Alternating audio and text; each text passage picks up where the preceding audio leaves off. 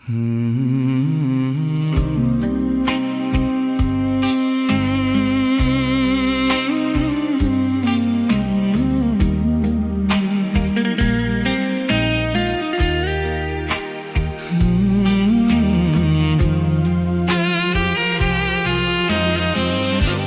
ញអូនពីចម្ងាយបងសំឡឹងមិន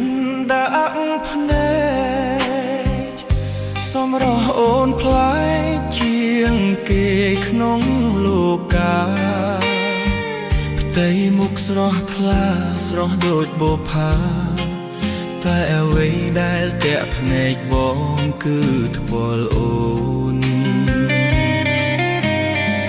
ថ្ពាល់អូនក្រហមមិនបាច់លាបសៅតែមកពីក្តៅឬមួយក៏យ៉ាងណាឬមួយមកពីអូនអៀននឹងបងមើលយូរកាន់តែល្អស្រស់គ្មានត